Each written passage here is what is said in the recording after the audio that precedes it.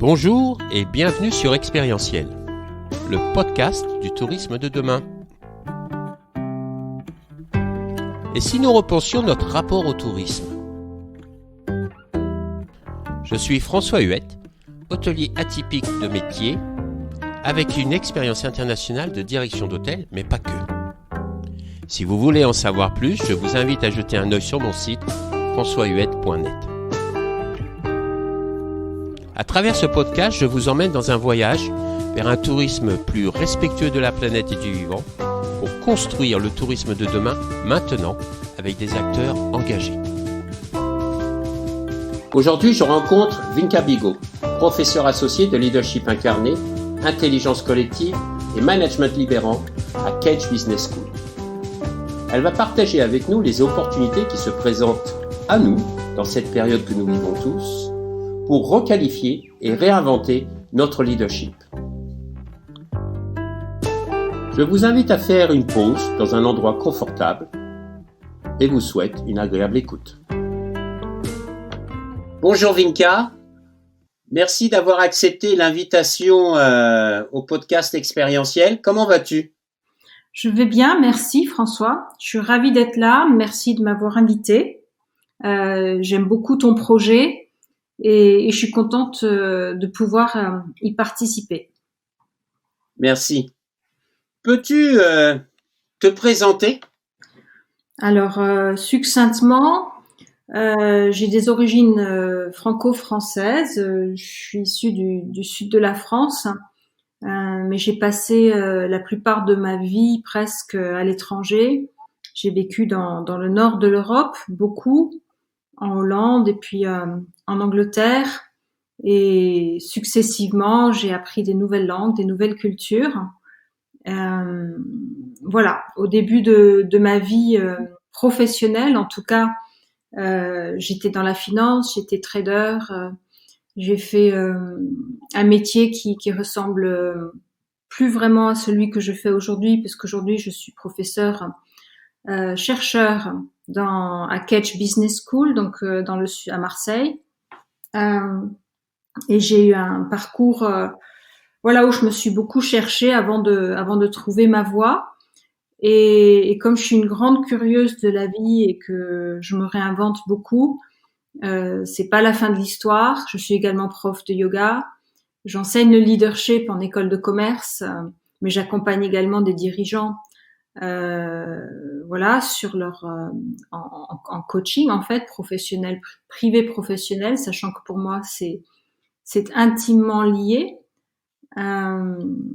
et je suis aussi, j'utilise le décodage numérologique. Depuis certaines années, je me suis formée à ça.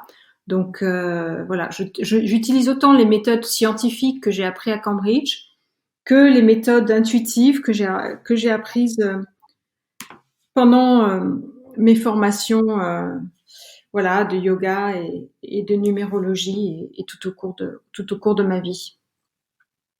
Très bien. En tant que professeur sur le leadership dans l'université Cage, quelle est ta définition justement du leadership ? Alors, plus facile de commencer par la différence entre un manager et un leader. Donc un manager est quelqu'un qui a priori exécute, qui suit les règles qui lui sont données, donc c'est plus un rôle de bien faire et de répéter. Et un leader est quelqu'un qui est dans une rupture de paradigme et qui innove et qui invente. Alors on n'a jamais que la casquette de leader ou que la casquette de manager, mais pour vraiment arriver à changer, enfin à distinguer les deux, le leader est dans quelque chose qui est beaucoup moins confortable. Et les règles, il n'a pas de règles, sauf que il casse souvent les règles qui sont là, pas pour les casser, mais parce qu'il écoute sa voix intérieure, et que si l'éthique et les valeurs de l'organisation ou le mode de fonctionnement ne lui convient pas, un leader, lui, va s'appuyer sur des valeurs fortes qui sont les siennes. D'accord. Et aujourd'hui, on est dans une crise unique. On est dans une période avec énormément de tensions. énormément d'inconnus. À ton avis, quels sont les plus grands enjeux aujourd'hui pour les leaders? Alors, c'est d'avoir la possibilité d'être dans l'incertitude, la complexité, et d'en voir les opportunités dans ce changement, plutôt que de rester dans un paradigme de planification et de contrôle. Donc, bon, vulgairement, on pourrait appeler ça le lâcher prise, mais ça demande beaucoup plus que juste se détendre. Et donc, l'enjeu, il est bien là, c'est de de se requalifier en tant que leader, ce qui passe par toute une exploration de sa vie intérieure, souvent pour bien identifier ses valeurs, pour avoir une écologie personnelle, une hygiène de vie qui nous permet de bien gérer et nos émotions, et notre mental, et notre énergie vitale. Voilà, ça c'est une exigence, si tu veux, maintenant avec les enjeux. Certes, d'avoir une posture justement beaucoup plus fluide, mais qui demande un travail sur soi, qui était peut-être pas autant demandé quand on était dans une vision de l'organisation ou de l'entreprise beaucoup plus planifiable. Ouais. Mais il y a beaucoup de leaders, par exemple, qui font partie de ma génération, 50, 55 ans, qui n'ont pas été forcément éduqués dans cet état d'esprit. Quel pourrait être justement, des fois, tu sais, c'est un peu comme la dépression, on sent qu'il y a quelque chose qui va pas, mais on est peut-être, dans le déni, et deux, on n'ose pas, parce qu'on ne sait pas forcément. Quelle première étape on pourrait faire justement en tant que leader pour se dire, tiens là, je sais pas exactement comment changer, mais je sens que j'ai besoin de quelque chose. Qu'est-ce que je peux faire? Vaste question. En fait, alors déjà, ce qui est important, c'est qu'on sente l'urgence ou le besoin de changer, parce que nous sommes des créatures qui avons survécu grâce à ce qui nous est familier. Quand on sait que quelque chose marche et que ça nous permet de survivre, on s'y accroche. Donc on a vraiment tendance à s'enfermer dans ce qui nous est familier. Maintenant, si on sent quand même l'appel du changement et l'inconfort que ça amène, et les peurs que ça amène, alors il y a aujourd'hui une pléthore de possibilités pour aller explorer une autre manière d'être et une autre manière de faire. Donc c'est s'orienter sur à son intérieur, à sa forte intériorité pour manifester autre chose. Et je dirais que une des portes d'entrée capitales, c'est sa vitalité, parce que ça nous concerne vraiment immédiatement à tous. Qu'est-ce qu'on fait toutes les 24 heures? Quelle est notre alimentation? Il y a au moins 5 portes d'entrée que je préconise, mais l'alimentation est une des clés qui affecte notre état émotionnel et notre vitalité. Donc ça, c'est quelque chose que je conseillerais, s'intéresser à une nourriture vivante, à une nourriture non toxique, ce qui n'est pas facile de nos jours, de manger sainement et de ne pas avoir d'adjuvants et d'additifs, etc.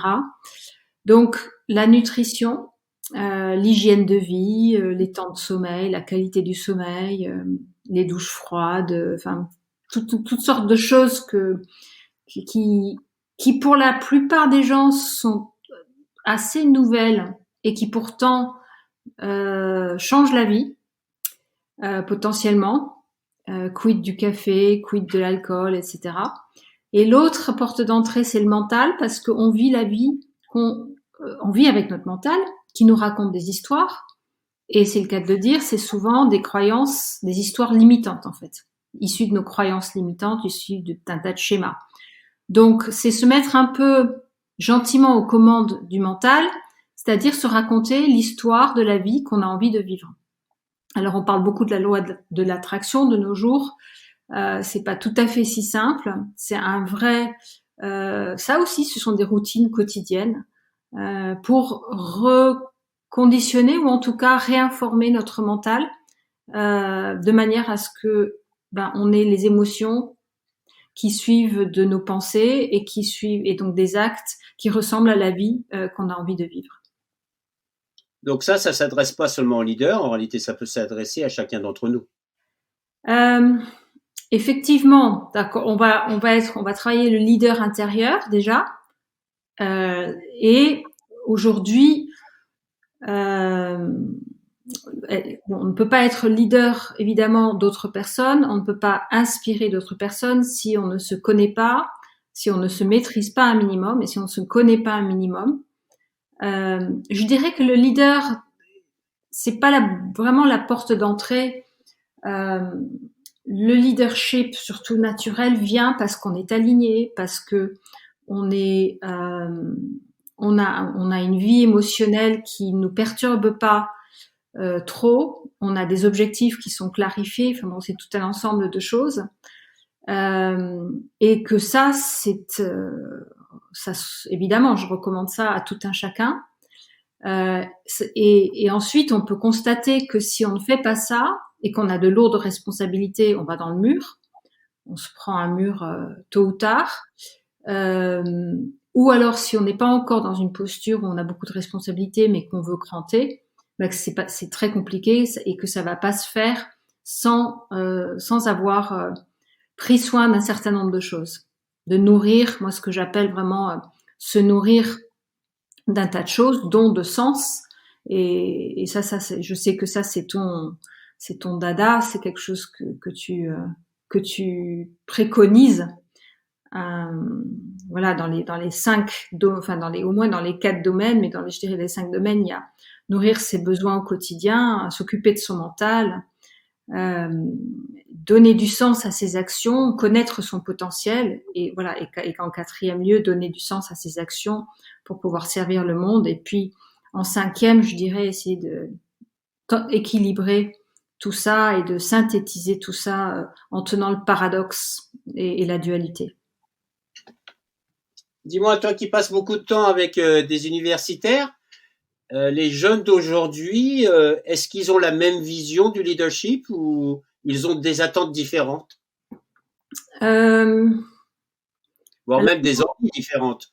Oui, ils n'ont pas forcément de vision du leadership. Parfois, je les ai en dernière année, juste avant qu'ils commencent à leur premier job, et ils savent toujours pas trop bien ce que c'est le leadership, parce que faut pas rêver, hein. Il y a dans ce qu'on nous enseigne, on retient à peu près 5%, à moins qu'il y ait vraiment une empreinte émotionnelle, physiologique qui soit associée à l'apprentissage. C'est pour ça que dans ma pédagogie, j'utilise beaucoup le corps, y compris le yoga, la méditation. Donc la vision des élèves, c'est évidemment pas de plaisir, mais je pense que même si on repartait il y a 1 ou 2 générations, un leadership un peu en surface, contrôlant, hiérarchique, ça n'a jamais été le kiff de personne. Après, on rentre dans un schéma et on est content entre guillemets d'exercer du pouvoir et de l'autorité sur des personnes jusqu'à ce qu'on ait un midlife crisis. Bref, donc les étudiants sont en perte de repères. La génération émergente, ce que je peux dire moi de mon expérience, c'est qu'elle est absolument ravie de découvrir qu'en fait il se passe quelque chose, enfin qu'il y a des clés déjà pour se stabiliser émotionnellement, pour arriver à mieux atteindre des objectifs, etc. Que sont des clés qu'on leur donne pas toujours en école de commerce. Donc l'émotionnel et le mental. Derrière aussi le physiologique. J'ai des étudiants qui sont stressés, qui dorment mal, qui manquent de confiance en eux, qui qui ont des habitudes alimentaires qui leur font pas toujours de bien, qui sont addicts au sucre, au café, à l'alcool, etc. À leur téléphone, évidemment, aux réseaux sociaux et compagnie. Donc moi, mes étudiants, avant de parler de leadership, on arrive avec quand même quelque chose qui est déjà très très alourdi et qui dysfonctionne énormément. Après, j'ai aussi des étudiants qui, pour certains, sont en train de devenir professeurs de yoga et monter leur entreprise à côté, qui, de plus, il y a 10 ans, quand j'ai commencé le leadership, c'était juste pas du tout dans l'air du temps. Aujourd'hui, quand j'amène ces sujets-là, il y en a pour certains qui ont déjà des parents qui font du yoga, il y en a d'autres qui ont pratiqué le jeûne, il y en a d'autres qui pratique la méditation. Donc, je suis sur le terrain de jeu a vraiment changé. Et du coup, les étudiants, à cet âge-là, ils sont vraiment ravis de se dire que ah oui, je peux être moi. Tu le sais, hein, la liberté pour moi est quelque chose d'important, et de se dire qu'ils vont pouvoir, c'est leur donner la permission d'utiliser. Enfin, d'être libre d'inventer leur avenir. Et donc, ça demande parfois des permissions, de sortir des sentiers battus, d'aller dire oui à des talents qui sont pas des talents qu'on met sur des CV. Donc, sans qu'il y ait des attentes, il y a parfois des surprises il y a quelque chose qui dit oui chez les étudiants, évidemment, à cet endroit-là. Dans les 10 prochaines années, le leadership, il va évoluer parce que je pense que ce qu'on vit actuellement va automatiquement ou systématiquement provoquer des changements. Comment tu le vois évoluer le leadership? Bon, moi, tu sais aussi que je suis une fan de Lalou, donc quelque chose qui est où il n'y a pas de c'est pas la tête qui commande, c'est le cœur qui commande. Et encore, je dirais même que plus personne ne commande, mais que ça s'équilibre, que c'est une intelligence qui est mentale et du cœur et du corps et des intestins. Voilà, donc vraiment, c'est une intelligence distribuée pour chacun d'entre nous, entre les uns et les autres en intelligence collective, bien sûr, et que c'est un leadership qui n'est pas qui est selon les compétences, c'est un leadership d'expertise, sans aucune prise de pouvoir sur l'autre, et simplement c'est un leadership aussi de service qui est là en soutien pour rappeler peut-être les valeurs et la direction, mais les valeurs et la direction sont issues évidemment d'un travail déjà collaboratif. Donc ce n'est ni plus ni moins le reflet de ce qui émane du groupe. Donc c'est un groupe, mais c'est de la coopération, c'est du transversal, et c'est pas pour autant que le leadership disparaît. Déjà, il est essentiel en Charente, parce que moins il y a de leadership contrôlant, plus il faut que chacun se responsabilise. Donc c'est un leadership, tout le monde n'est pas à l'aise avec ça, mais de dire ok, si je fais des erreurs, c'est ma responsabilité. Ça demande aussi une culture du droit à l'erreur, bien entendu, et d'apprendre individuellement et collectivement des erreurs. Ça demande la transparence. Donc il y a quelque chose qui demande à être complètement, et ça arrive dans les entreprises dites libérées, les entreprises vivantes, être réinventées. Et cela étant le cas, le leader ou la leader, elle a un rôle d'accompagnateur, mais un rôle fort néanmoins. C'est pas pour dire, c'est pas parce que le leader a été choisi et que chacun est davantage responsable de ce qu'elle fait que le leadership n'a plus lieu d'être. Voilà comment je l'envisage. Et bien évidemment, ça parlera de sens, beaucoup de sens, mais pas que. Ouais, pas que le sens. Le sens peut être, la notion de sens peut être un point d'ancrage. Oui, bien sûr. Mais ce n'est pas l'ensemble, c'est pas un tout. C'est essentiel. C'est un des facteurs clés. Voilà, Et c'est très propre du leadership. Voilà, c'est un des éléments en tout cas. Bien sûr. Alors, tu as parlé de liberté. Tu as dit que c'était quelque chose d'extrêmement important pour toi. Aujourd'hui, beaucoup de gens, dans la situation actuelle, ont le sentiment justement de perdre beaucoup de leur liberté. Est-ce que tu as des conseils à donner justement pour réduire ce sentiment? Alors, c'est un peu de l'homéopathie. Dans le poison, il y a la guérison. En fait, ce qui se passe, c'est que de toute façon, la vie qu'on vit, c'est issu de nos croyances, de nos perceptions, de notre carte du monde. Et donc, on revient au mental. On peut souvent pas du tout changer ce qui se passe à l'extérieur, mais on peut changer notre perception. Et comment, quand quelque chose nous contrarie, on peut tout de suite lister 10 raisons pour remercier la situation. J'ai de la gratitude parce que ça m'apprend ça, ça me permet ça. Du coup, je demande de l'aide. Enfin bref.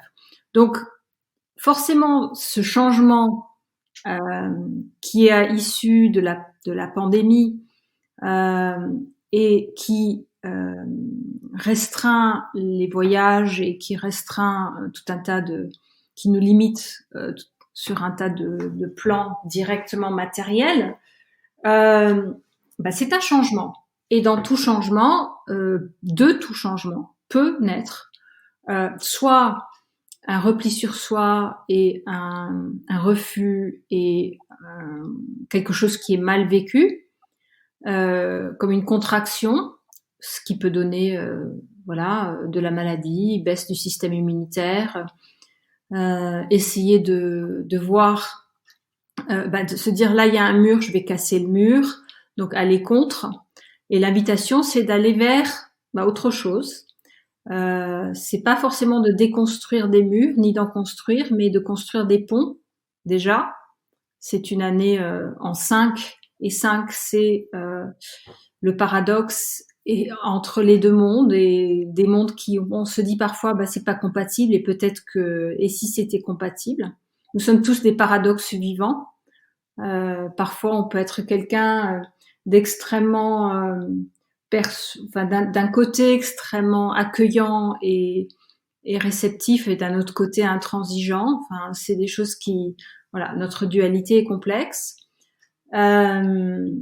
Et donc, la liberté, pour revenir à ta question, c'est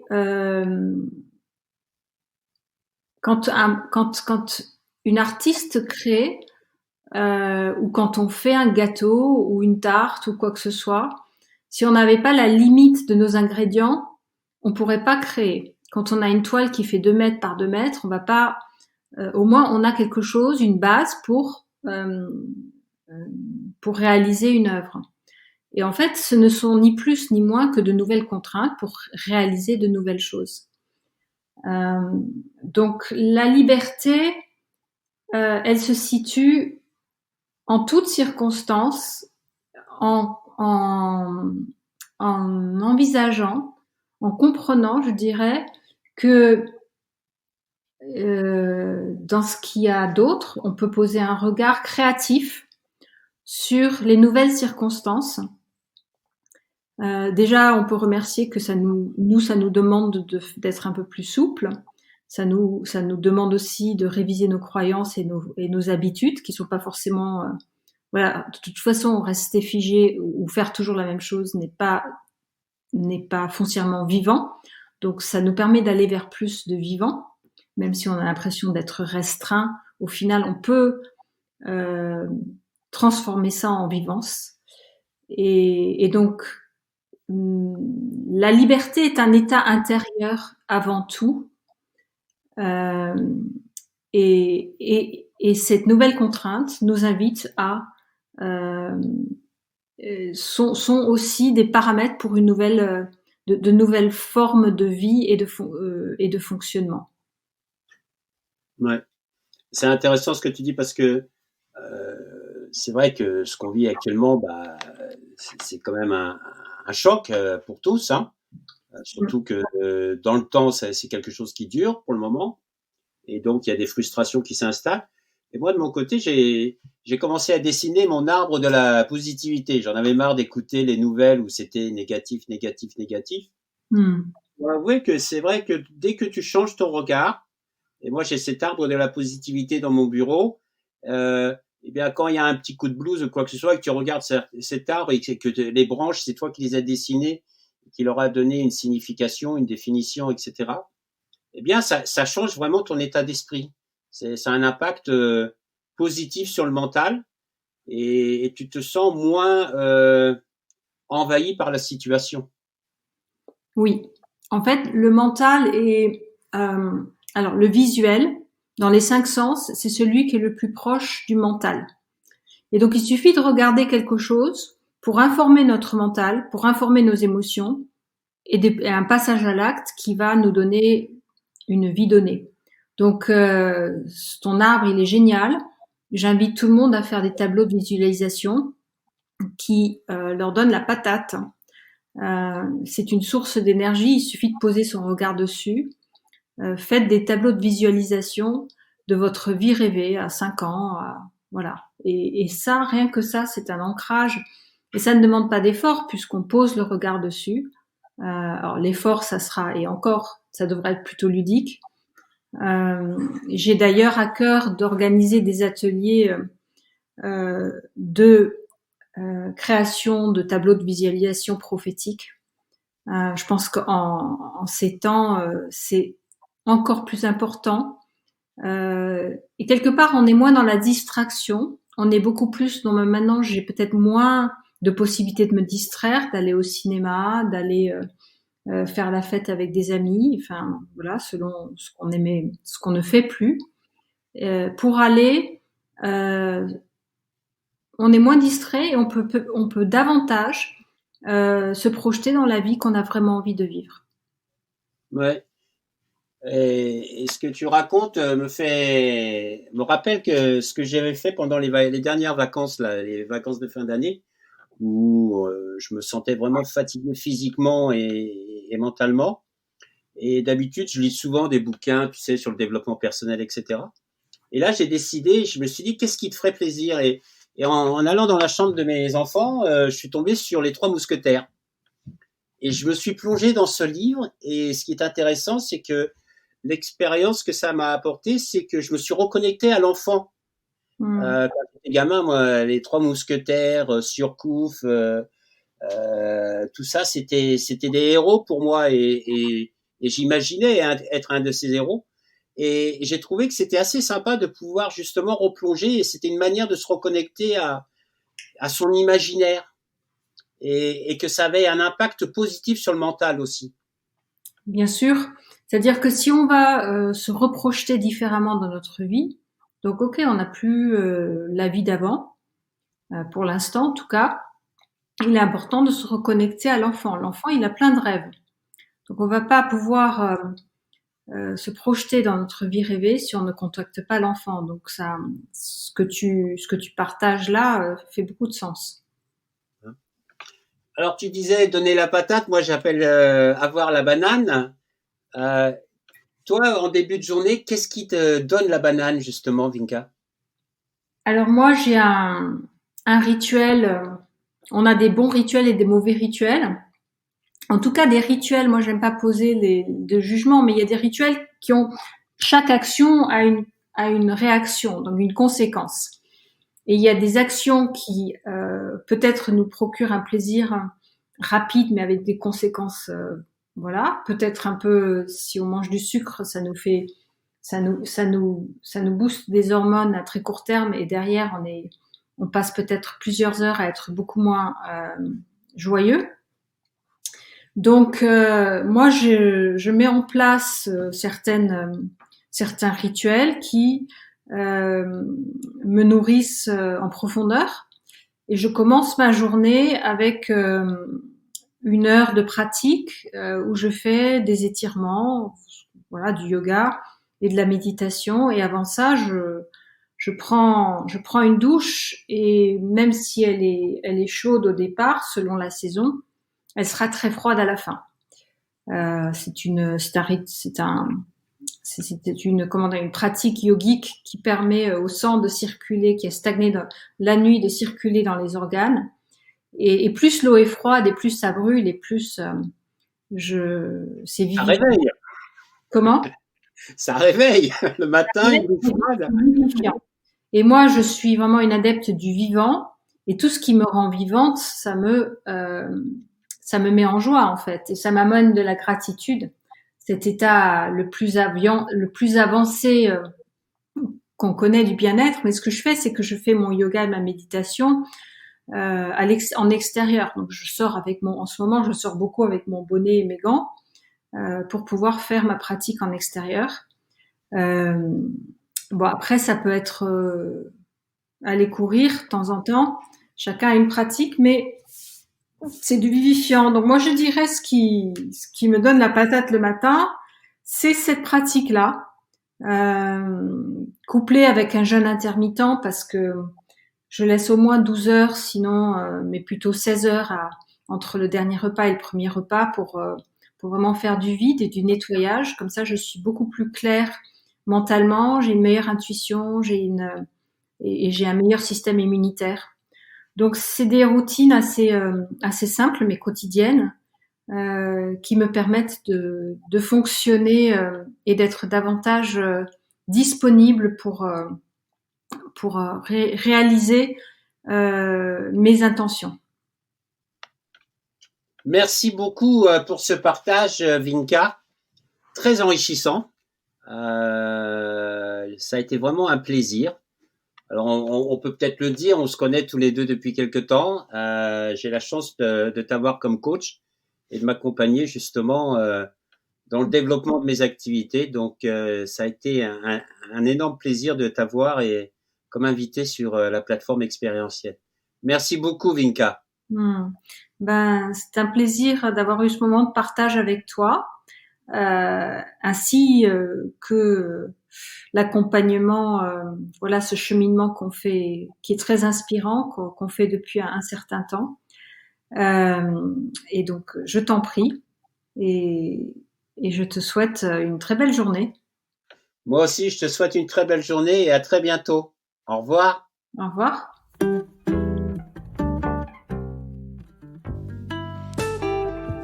Voilà, c'est la fin de notre voyage du jour. J'espère que vous avez vraiment passé un agréable moment en notre compagnie et que nous avons pu semer des graines d'inspiration et d'action. Surtout n'oubliez pas, le tourisme de demain, c'est maintenant qu'on le construit et ensemble.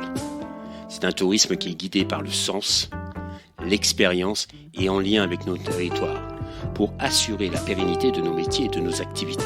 C'est essentiel. Si vous avez vraiment aimé ce podcast, favorisez sa diffusion en lui donnant 5 belles étoiles sur Apple ou la plateforme podcast préférée que vous utilisez. Et puis, surtout, et ça c'est le plus important, n'hésitez pas à partager dans votre réseau. Essaimer la connaissance, essaimer le partage d'expérience. C'est essentiel pour chacun d'entre nous d'avoir accès à cette information. Et puis, si vous voulez continuer l'aventure avec nous, le voyage avec nous, eh bien, je vous invite à vous abonner pour suivre tous les épisodes gratuitement et être informé dès qu'ils sont publiés. Voilà. Je vous remercie et à très bientôt. Au revoir.